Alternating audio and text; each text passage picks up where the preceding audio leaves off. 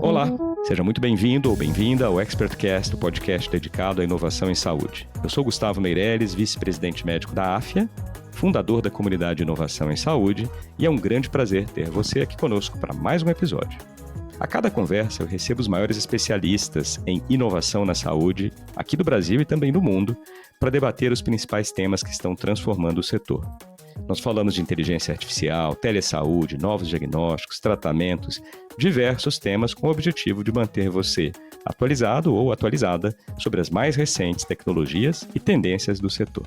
No episódio de hoje, eu tenho o grande prazer de receber novamente a Natália Cominali, jornalista especializada em saúde, fundadora da Futuro da Saúde, o Bruno Pina, que é CEO e fundador da Sinapse, o Diego Aristides, fundador da Decolab, e o Thiago Ligori, médico e empreendedor em saúde, fundador da Stealth AI, para continuarmos debatendo sobre os principais aprendizados do SXSW, maior evento global de inovação no setor da saúde.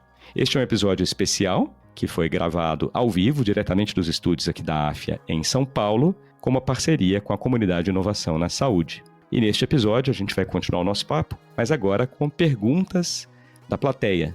E eu já vejo que a gente tem aqui uma pergunta do Léo, para quem eu passo então o microfone. Léo, por favor. Eu acho que eu sou o Léo e a gente tem visto muito esse processo de a gente estar reaprendendo a ser humano, né? Então acho que dos artigos que eu li muito sobre a SXSW foi discutido muito essa questão que a gente está voltando para algo básico, como interagir com seres humanos, como ter contato com a matéria, porque tudo se virtualizou, né? Hoje em dia a gente não tem dinheiro mais, né? Então acho que essa versão trouxe muito essa questão da importância que a gente precisa de ser humano, porque a tecnologia ela vai acontecer de qualquer forma, ela vai transformar, mas o que a gente está perdendo é a nossa essência de interagir com pessoas, tocar na matéria. Queria saber como é que foi essa experiência lá com essas questões mais humanizadas. E um exemplo, hoje eu estava fazendo um curso de culinária, tinham mais de 5 pessoas com burnout, as pessoas querendo fazer transição de carreira, muitos de tecnologia. Não sei quantas pessoas aqui têm amigos que estão indo para cerâmica também, então acho que o humano está fazendo essas mudanças e quer ter esse contato. Então acho que é algo que é um movimento que a gente está vendo agora e que as pessoas estão com essa sede de se tornar humanos de novo para essa transformação que a gente está vivendo. Eu comentei no início da palestra da Kasley que ela deu o tom do evento justamente porque isso virou uma trilha importante dentro do evento. Dentro de toda essa tecnologia e de todas as trilhas que o Pina trouxe para a gente muito bem, tinham outras palestras que faziam justamente essas conexões. Então, por exemplo, eu assisti uma gravação de um podcast sobre tirar um sabático e por que é importante tirar um sabático para a gente recuperar a nossa saúde mental e como isso hoje para nós é visto como talvez você está desistindo, mas como é um momento de reconexão também. Então ele fazia toda a tese dele sobre a importância de você encontrar isso também, outros valores na sua vida, além do trabalho e também essa reconexão. Então você vê durante as trilhas do SXSW algumas dessas apresentações que olham muito para esse olhar de reconexão, de futuro do trabalho. Quando eles falam, por exemplo, né, a gente está nessa tendência de receber muita informação e de tentar dar conta de todas essas informações e de fazer essa triagem de conteúdo, uma das grandes palestras que foram destaque lá foi uma que falou que no futuro a gente talvez não precise ser super especialista. A gente vai ter que, na verdade, saber fazer as conexões certas e saber se conectar com as pessoas certas, mas conectar as informações também de uma forma mais efetiva. Então, você vê um movimento de aceleração, mas também um movimento de desaceleração. Isso permeia o festival inteiro. Só que, de novo, é um festival que, para quem for, já ir preparado, porque ele faz de propósito essa sensação de FOMO. É muito caótico, assim, são muitas apresentações, todas elas são muito legais, então você fica com aquela impressão de, nossa, eu vou perder essa, mas eu queria ir naquela e eu não consigo me dividir, e aí tem uma fila. Então, assim, ele faz isso de propósito, mas que traz também esse olhar super tecnológico, mais de conexão, e eu senti isso muito presente. E complementando, Léo, eu vou há muito tempo nesses eventos, né? Teve um dia, que eu acho que foi no domingo, Eu cheguei lá, eu fui passar o carnaval lá, né? Fui com minha esposa, porque eu fico muito tempo fora nessa época, muito evento. Aí minha esposa foi, ela voltou e teve um dia que eu já tava no 4º dia de evento, vendo coisa pra caramba. Pra quem, né, a minha consultoria é focada em conectar elos da cadeia da saúde pra diminuir a ineficiência. E eu faço isso. Então eu fui pra lá por vários elos da cadeia que eu fui representando. Inclusive meus clientes me mandaram pra lá. E aí eu lembro que um dia eu acordei, eu tava quase com crise de ansiedade. Cara, eu tava assim, estafado emocionalmente. Eu tenho muito self-awareness, muita autoconsciência. Eu medito todo dia de manhã, eu falei, eu não tô legal hoje. Cara, eu peguei a agenda, eu lembro que eu liguei pro B, que é da Roche, falei, B, não tô legal. Cancelei as 2 agendas do evento, e tem um monte de agenda pra você ir. Falei, hoje eu vou no aleatório. Peguei o hotel que eu tava, em vez de virar pra direita, eu virei pra esquerda. Em vez de ir pro 3º andar, eu fui pro 2º. Falei, vou entrar nessa sala. Quando eu entrei na sala, aí, bom, cada um vai com as suas crenças, né? Tava lá. Tava lá. Friends, enemies or frenemies. Como trabalhar com concorrentes. Gostei. Chamou atenção. Entrei, um jovem, somos todos jovens, mas um jovem. Estuda longevidade, né? Tinha um jovem, e o cara começa, e aí pro ponto do Léo, ele começa e fala assim, pessoal, antes de falar da minha painel aqui, eu sou, não me lembro, Mark, Jason, whatever, Bob, eu sou fundador da Dash, não sei o que lá, e aí ele falou um pouco do que a empresa faz, que é trabalhar com os elos da cadeia e concorrentes e para buscar uma eficiência. Ele falou, eu só comecei a fazer isso porque ele era um cara X de uma empresa Big Tech, teve um burnout pesado e decidiu que para ele fazer o que ele tinha que fazer e ser eficiente, que ele se achava ineficiente, ele precisava trabalhar com aquilo que ele vibrava. E ele vibrava trabalhar com concorrência. Ele achava que concorrência não era só eu contra ele, a gente podia trabalhar junto. Enfim, caiu como uma luva para mim, mas ele começa o evento discutindo, o painel dele discutindo sobre saúde mental. E essa é uma pauta que o evento traz, como se desse microcosmo tá tudo bem você falar sobre suas inseguranças, sobre suas fragilidades. Isso pauta o evento, te dá um pouco de sensação de ter alguém junto comigo nessa.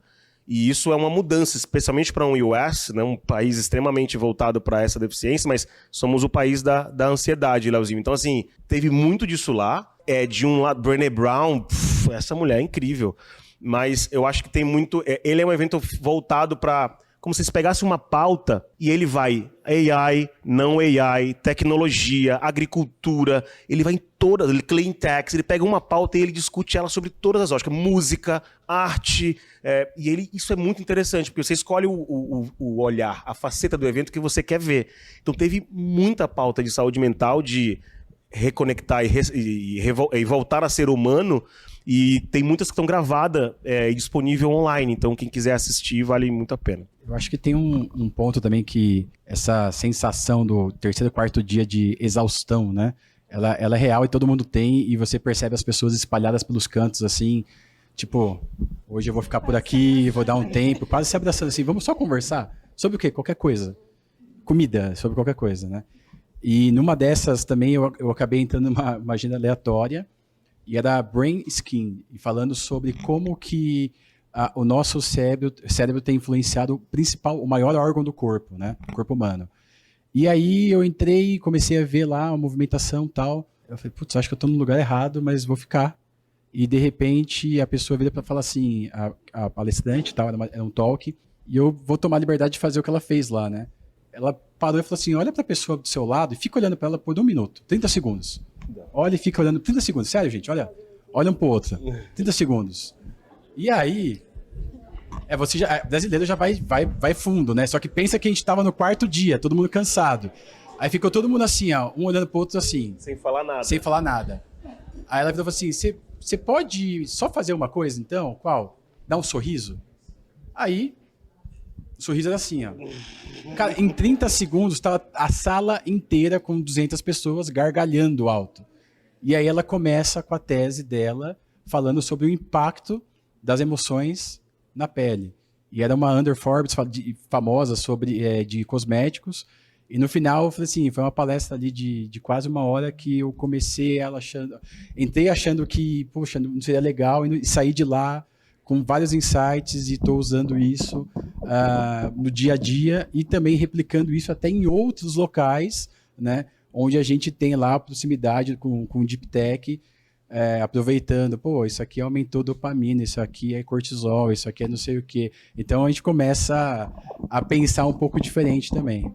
Sabe que eu queria trazer uma experiência off-topic, né? Já que vocês trouxeram. Eu também tive esse mesmo momento ali de exaustão, de pensar, tá, tem muita coisa, muita informação, parece que não vai dar para você absorver tudo.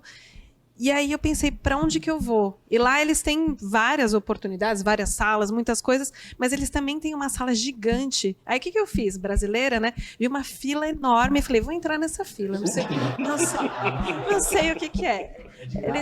Eu falei, vou entrar. Eu entrei na fila e eles estavam abrindo pela primeira vez o pavilhão de realidade virtual. E é um pavilhão muito legal, porque eles têm vários tipos de experiências imersivas que você pode fazer com o uso de óculos de realidade virtual, entre outros contextos. E aí eu fui já na primeira fila gigante de novo. Eu falei, tem uma grande fila, eu vou aqui. E aí eu consegui, você tem que fazer a inscrição, eu consegui entrar na estreia de uma exibição de um filme que foi feita especialmente para um disco do Polyphonic Spree, que é uma banda que eu já conhecia, mas assim, super coincidência, e eles exibiram isso dentro de um domo com uma baita tecnologia. Então você deitava tipo numa cadeira de praia e ficava ouvindo a música com toda a imagem. E isso assim, é um momento de descompressão. E que, de alguma forma, também te faz conectar com o evento. Um outro segundo momento de descompressão. Eu também estava ali dentro cansado um pouco de conteúdo palestra, e aí tem a parte do pavilhão, né, em que tem as pessoas trazendo as suas experiências. E aí tem lá desde tecnologias de pessoas desenvolvendo coisas que podem, sei lá, fazer o seu cabelo mais bonito, e como faz, sabe, um babyliss de verdade, tem isso lá. Mas eu fui numa startup... E com fila também. E com fila também. Com fila. Mas eu fui numa startup que conseguia tirar o seu sangue, fazia um exame de sangue, fui na Better Way, faz o seu exame de sangue com poucas gotas do seu dedo. E aí você chega ali para fazer para entender, eles vêm vender com um cardápio, né? Você paga $20 ali para fazer exame, tipo colesterol, dosagem hormonal e tal. E aí eles são muito preparados, os americanos eles são muito preparados para o pitch, né? E aí, obviamente, você provoca, o que é isso? A nova Teranos?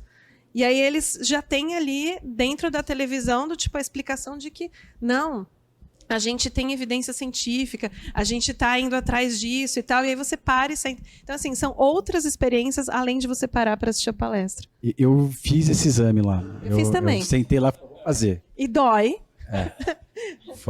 Eles têm um desconto, saiu $4. Eu também paguei 4. E uma pena, eu pedi para eles o equipamento lá, né, a borboletinha que eles usam para colocar no dedo, só que ficou em Brasília. A próxima vez eu trago para a gente ver. Dói um pouquinho. Mas eu achei interessante que eles tentaram amenizar lá com aquela maquininha que você põe a mão, quentinha, fica lá mexendo e tal. Mas tem um potencial ali, foi interessante. Mas o que a Natália falou é surreal, assim. Como essa equipe estava super preparada para todas as perguntas.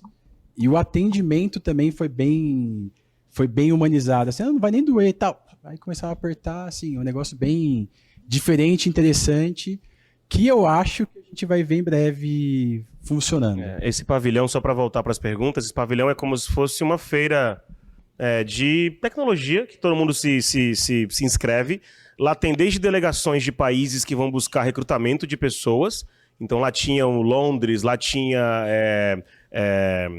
Coreia, lá tinha vários países que estavam ali com até grupo de estudantes que tinham um projeto de pesquisa, tinha alguns de saúde, inclusive, com devices de deep tech mesmo assim, hard science até de saúde, não é só de saúde, é de todas as indústrias. E foi lá, por exemplo, que em 2019, não sei quem conheceu aqui a Singularity Restaurant do Japão, foi lá o primeiro teste do Singularity Restaurant. Ele tava uma fila desse tamanho que a Natália pegou, e para vender o sushi, que era impresso na hora na impressora 3D, usando aqueles compostos de comida lá. Então é um lugar legal também para você ver coisas que não necessariamente vão estar na sua casa. Esse ano, por exemplo, tinha uma caixa que era para ser enviada para o espaço, para você testar produtos de empresas de consumo no espaço. Entendendo que durante o evento do South by, teve o lançamento da missão Artemis, de ir para a nova missão para a Lua, eles já estavam ali aproveitando o hype de NASA para lançar uma caixa de sapato, que parecia de sapato, onde você coloca qualquer produto, ele manda para o espaço, para você saber como é que seu produto vai interagir no espaço, e ele volta com o resultado. E você acompanha isso acontecendo em tempo real. Mas ano passado, quem estava lá...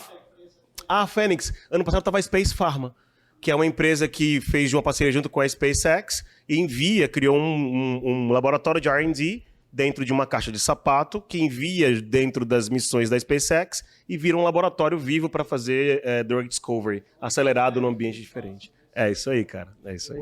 Bruno, Natália, tem um negócio que me chama muita atenção lá, que é assim, aquela história do não tenha vergonha de colocar o seu produto em produção é muito real, porque a galera a startup tá lá, ela coloca um produto hiper incrível e tem um banner atrás pendurado.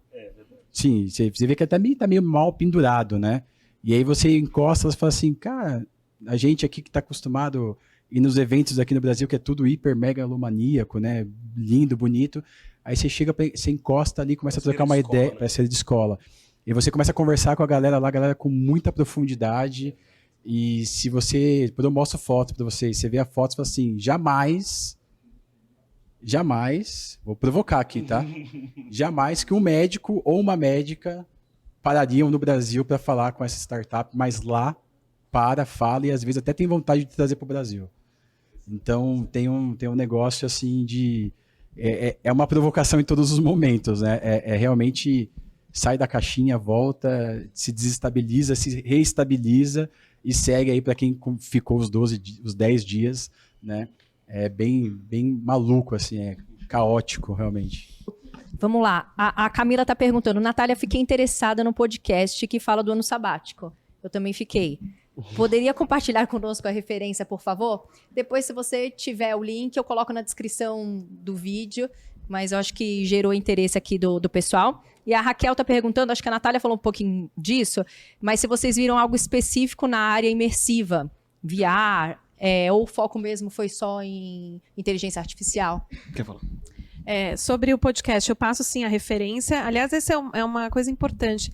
Acho que praticamente tudo que saiu no SXSW ou tem o áudio gravado ou tem o vídeo. Então, eu não sei agora de cabeça o nome do podcast, mas depois eu passo.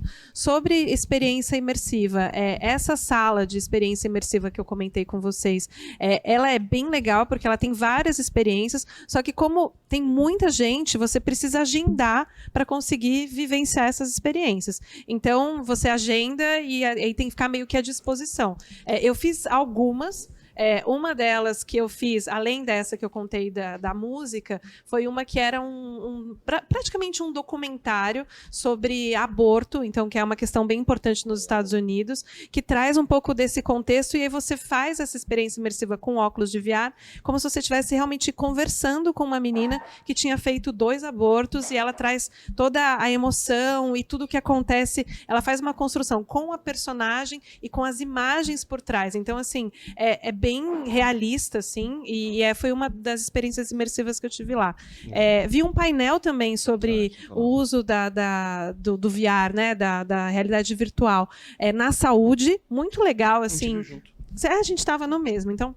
Acho que é muito legal ver essas experiências já sendo utilizadas. Então, eles apresentaram cases de como que eles já utilizam a realidade virtual em pacientes em vários contextos. Então, redução de dor crônica. Eles usam em pacientes, por exemplo, durante a quimioterapia, justamente para reduzir aquele momento, né, que a pessoa fica à disposição fazendo a quimioterapia. Então, coloca ali uma experiência para que ela tenha melhores resultados. Mostraram que, inclusive, o uso da realidade virtual ajudava a reduzir a necessidade de anestesia antes de procedimentos. Então, assim, eles apresentaram vários cases sobre a utilização de realidade virtual dentro do contexto de saúde. Mas das experiências imersivas, assim, tinham muitas, eu adoraria fazer várias, mas eu fiz 3, e eu acho que as que valem destaque foi as que eu trouxe aqui. Mas respondendo de maneira ampla, você tem a track de VR, XR, então a track que tem painéis discutindo tecnologia, vai estar alguém com device novo.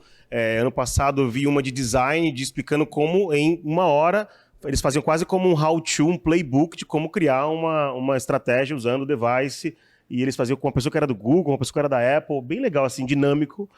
Esse ano, então, tinha a track de VR, no Fairmont, no Hotel Fairmont, tinha esse espaço que é gigantesco, são N experiências de VR e de AR e de XR, E, nos pavilhões de teste lá, esse que a gente falou desse Expo, tinha também algumas experiências de VR, de XR. Então, e nas ativações, né? É um evento que ele acontece em um grande bairro, assim, como se você pegasse ali se chama Downtown, Austin Downtown.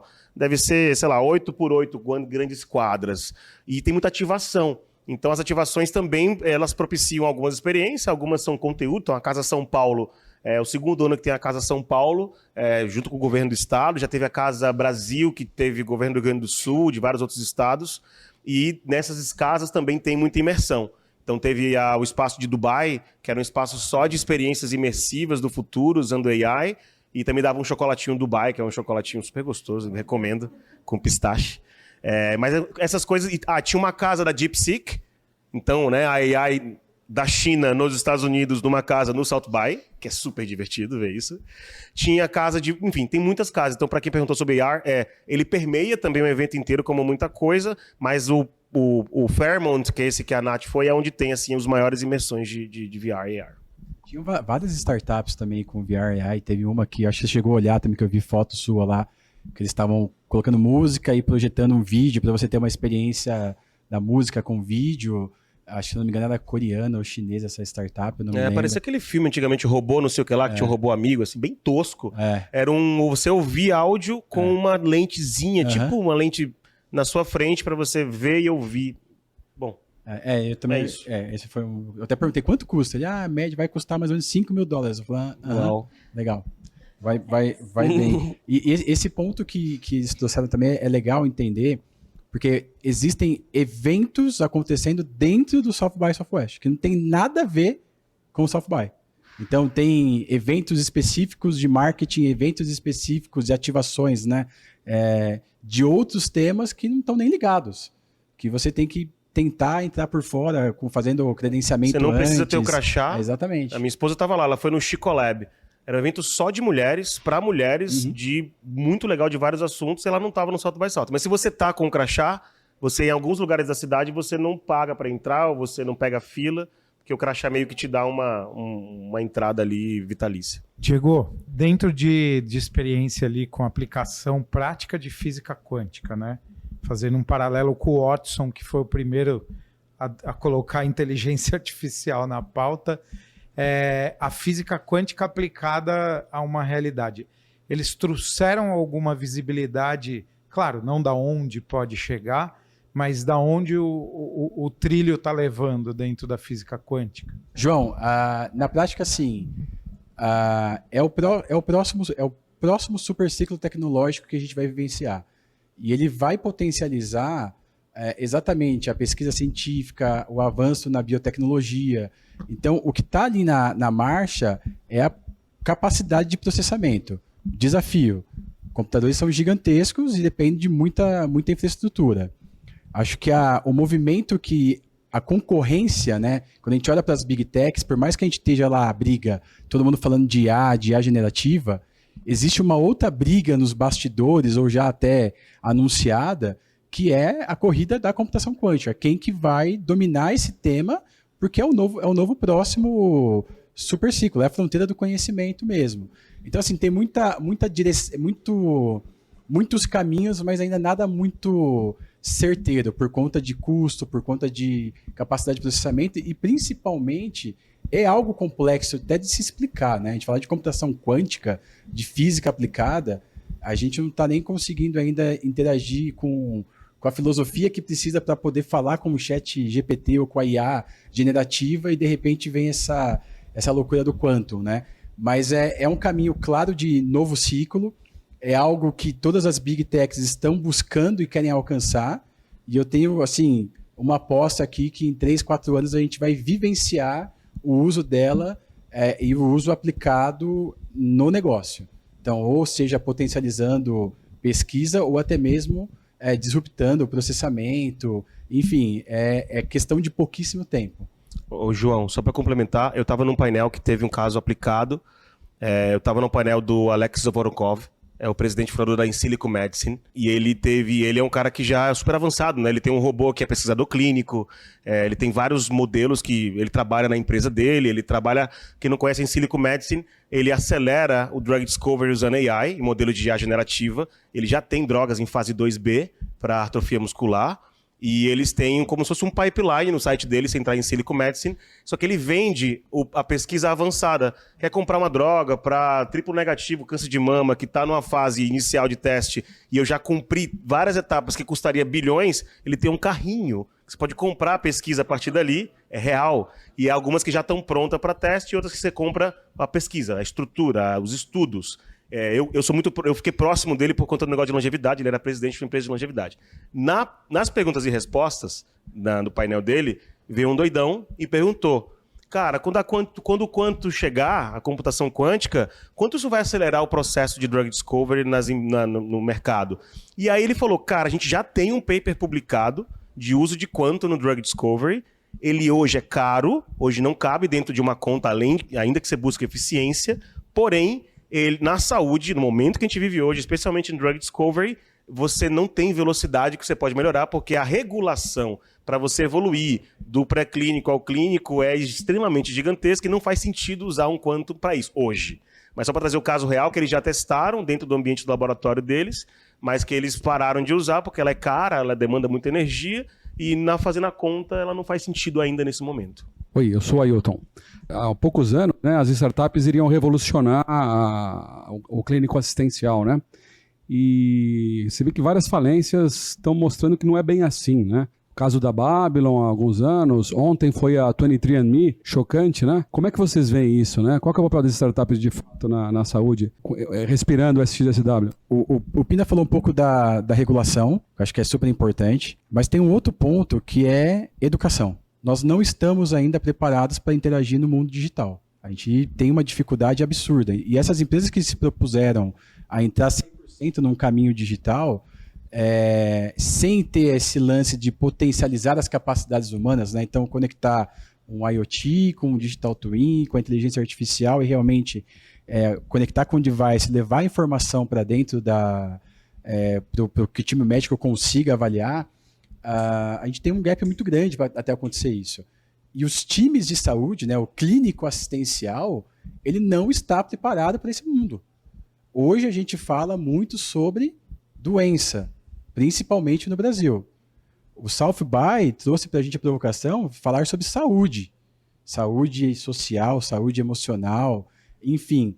Então, esse equilíbrio, Ailton, de ter um letramento, de ter universidades explicando o que é a tecnologia potencializando as capacidades humanas, tanto do clínico assistencial quanto do time do corpo clínico, ele é fundamental até para que a gente possa explicar isso para a sociedade.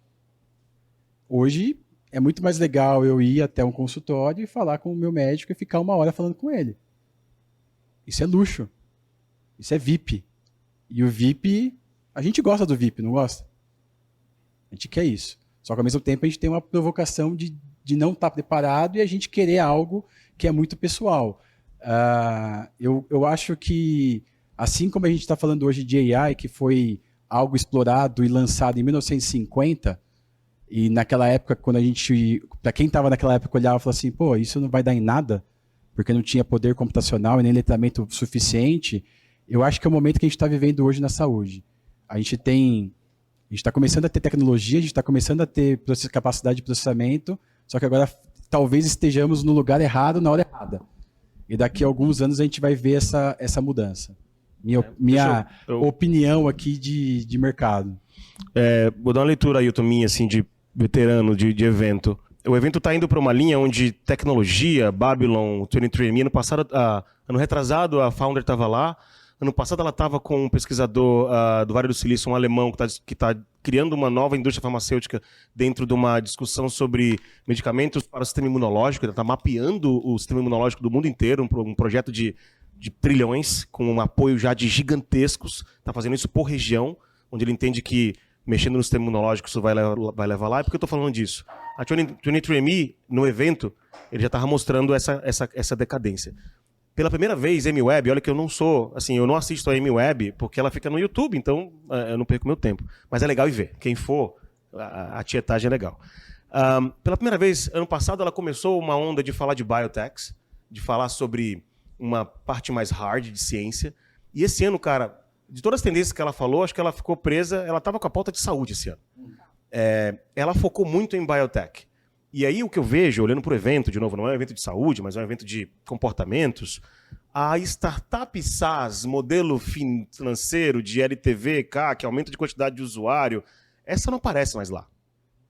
As que aparecem lá é que está um médico, estava o diretor do Mass Brigham lá do hospital, nessa de VR, com um cara de uma empresa de tecnologia, com um cara de tecnologia. Está mais integrado o clínico assistencial do estratégico dentro de um hospital, por exemplo, do que é administrativo versus do que é clínico assistencial. Então, óbvio que só foi os cases bonitinhos, deve ter um monte de mortos, né, e corpos na estrada. Mas essa conversa do SaaS puro lá sumiu, tá? Então, e deu espaço esse ano, especialmente para uma discussão de bio, de falar um pouquinho mais a fundo de neuroimplante, de algumas coisas em pautas que não deveriam acontecer, que não é comum no South By. Então, eu digo assim, acho que esses modelos estão tendo seus desafios em todos os mercados. Quem aqui é empresa de SaaS ou quem investe em empresa de SaaS ou já usou, viu a decadência de vários modelos já. Aqui no Brasil a gente tem isso também, esse retrato também vale para o Brasil. Então, assim, lá no evento ficou, se eu pudesse dar uma resposta, os casos bons que aconteceram lá foram onde o clínico assistencial estava comprado, trazendo a estratégia, dizendo, cara, isso aqui faz sentido. Então teve um trabalho cultural, teve um trabalho de integração, de talvez literacia, para ele entender como trabalhar com isso e saiu do hype de só uma empresa tech falar de um negócio, sabe? Boa noite, meu nome é Clarice, eu sou da Sanofi Opella. A minha dúvida é muito em linha com o que vocês estavam trazendo agora sobre o quanto é futuro e a gente está preparado para esse futuro, no sentido de que quais dos cases que vocês viram de inovação lá, que vocês olham e falam, puxa, isso daqui a gente já consegue fazer um leverage para o Brasil, dado o cenário hoje do Brasil, que vocês escolheriam de que, sim, a gente conseguiria implementar e atender necessidades reais que a gente tem hoje no mercado e na nossa indústria. O que vocês destacariam de 1 ou 2 cases no máximo que a gente já conseguiria trazer para cá e nos atender melhor? Boa noite, Daniele Barrios. A minha pergunta está com um olhar ali para o paciente, né? Quando a gente pensa no empoderamento do paciente cada vez mais forte, com as tecnologias, etc., o que vocês viram de novo, além dos wearables, né? Enfim, que acho que todo mundo já está usando, já é realidade, e como que isso vai impactar nos elos do ecossistema de saúde que o Bruno fala tanto, né? Acho que se vocês puderem compartilhar, acho que é interessante para quem trabalha especificamente com experiência de paciente. Eu sempre vou para o evento com essa missão, até para trazer ali. Eu sempre vou olhando o que eu posso trazer para o Brasil. E ano passado eu fiz um evento até, depois que eu voltei do South By, juntei um monte de elo da cadeia para a gente discutir junto, porque a gente não vai resolver a saúde sozinho, né? E esse ano eu dividi o evento em 3 grandes buckets, né? Teve um bucket muito forte falando sobre o custo da saúde para doenças que são difíceis de diagnóstico, especialmente de doenças do sistema nervoso central, falaram muito de demência, autismo, Alzheimer, essas doenças onde é longo o processo e você vai para N áreas terapêuticas, N especialistas, e você gera um rombo, né? Em parênteses, a gente sabe o quanto o autismo hoje já está custando mais que o câncer no Brasil. Então esse é um ponto que eu acho que dá para trazer e conecta com esse ponto de o que traz para pensar em elos da cadeia. O segundo ponto do evento para mim grande, o segundo bucket foi longevidade, que eu achei fluffy ainda, mas foi legal. Teve gente que saiu de lá e fez academia, e já valeu pra caramba isso. Já se alimentou melhor, teve gente que postando, Peter Attia mudou minha vida. Isso é tão legal, gente, que é o poder das massas. É alguém conseguir mostrar que você pode mudar o seu comportamento, e a gente nunca sabe qual é o gatilho que faz a gente mudar de comportamento. E foi o Peter Attia para uns seres humanos lá, inclusive para mim. Tô dormindo melhor, pelo menos. E o terceiro ponto que eu acho que foi pauta lá no evento foi sobre a integração entre tecnologia, que eu falei, esse tema do GLP-1, foi muito forte essa discussão de o paciente à mercê de um monte de informação e qual é o papel da união disso com os outros elos da cadeia para melhorar a qualidade do que chega para ele. Não tem que tirar do TikTok, é como chega melhor no TikTok. Então, assim, eu acho que seriam esses pontos que eu traria até para o Brasil como case, para a gente discutir, porque é pauta talvez que já está hoje pegando fogo aqui. Ótimo. Natália? Honestamente, refletindo sobre as coisas que eu assisti, eu acho que muitas delas a gente já tem aqui. a gente já faz aqui. Então, você pensa nos cases de realidade virtual, você pensa nos debates até dessa integração entre a indústria farmacêutica e os pacientes, no caso do GLP-1, com os influenciadores digitais. Então, a verdade é que eu sinto que, assim, muito do que foi apresentado lá, eu já vejo acontecendo como tendência. É claro que, assim, o grande desafio é massificar, é conseguir a escala, é você conseguir não só trazer o insight do wearable, mas fazer isso para uma grande parcela da população. E esse é um desafio que não é do Brasil, é um desafio global, né? Os próprios Estados Unidos têm talvez mais iniciativa e mais investimento nesse sentido. Então, assim, como a gente aplica, eu acho que a gente já aplica. Assim, acho que um case talvez que é interessante de lá, e que eu estava lembrando agora do Pina falando sobre o GLP-1, eles têm um pouco mais de liberdade de pensamento e também liberdade regulatória, em alguns contextos, quando você pensa em indústria farmacêutica, e eles trouxeram, por exemplo, o mercado de game como um mercado estratégico, como uma forma de comunicação com o público final. Porque 70% dos usuários, 70% da população joga. E por que você não usa o ambiente de game como um ponto de contato com a sociedade? Então, assim, esse eu achei um insight bacana, que talvez a gente ainda não esteja olhando para cá. E lá, como eles têm uma regulação diferente, eles já estão, deixa eu falar aqui com os pacientes, e apresentaram um case. Tem um case, inclusive, de... eles apresentaram um case de psoríase, do tipo, o jogador que aceitava assistir um videozinho durante o jogo, conseguia depois aderir a um tratamento XPTO. Então, assim, você vê que eles têm formas diferentes de pensar e trazer os pontos de contato. Então, eu não acho que lá eles trouxeram coisas mega disruptivas, tirando, sei lá, tem o painel da NASA, que é sempre legal, mas, assim, são coisas que a gente meio que já faz aqui, mas a grande problema é a escala mesmo. E para passar pro Diego, assim, mas tem um hack aí, tá? Porque se o americano fala no salto by salto de um assunto que a gente tentou falar aqui nas empresas e não conseguiu, a gente ganha atenção. Real. Então tem que saber usar esse hype positivo pra gente. Falou no salto by. Então vamos falar sobre essa pauta? E você já levou há 2 anos a sua empresa e não conseguiu. Isso sem dúvida. Essa é uma parte boa, né? Deixar alguém falar por você. Mas eu vou trazer rapidamente uma experiência que eu tive o ano passado, onde eu fui em uma discussão que era falando sobre alimentação e como que o ultraprocessado tem impactado a tomada de decisão. Eu falei, putz, calma aí, isso toca diretamente o paciente. Então, o que a Natália e o Bruno falaram perfeito aqui, muita coisa a gente já faz. E muita coisa a gente tem aquele elo do tipo, é o Brasil, do Brasil, e talvez a gente não faça tão bem. E isso é um ponto também de reflexão, né? A gente precisa ir para fora para entender que coisas muito boas que a gente está fazendo aqui foram chanceladas porque foi no evento de inovação. Não, tem muita coisa boa acontecendo. A provocação dos cases, né? E o que eu faço quando eu vou lá é tentar olhar com uma visão de ecossistema, tudo que está acontecendo não direcionadamente para a saúde e como que isso impacta a vida da pessoa, independente de ela ser paciente ou não. E ali começar a conectar essa cadeia. Então eu falei, poxa, calma aí, a gente tem diversos transtornos ou tomadas de decisões que são impactadas pela manipulação do ultraprocessado, alimento ultraprocessado. Como que eu mudo isso? Conectando a saúde ao agronegócio. E ali tentando criar uma cadeia mais saudável, algo assim. Então, criar essas conexões é impossível. Eu acho que o South by tem essa provocação de olhar para a gente e falar o seguinte, olha para todos os negócios e tenta criar um fio condutor que potencialize o mercado que você está. Mas, principalmente, eu vou com esse olhar, principalmente eu vou olhando tudo que impacta a vida da pessoa. Então, teve lá provocações do tipo, nós não estamos mais na era da experiência do consumidor, nós estamos agora na era da experiência dos agentes autônomos. E aí?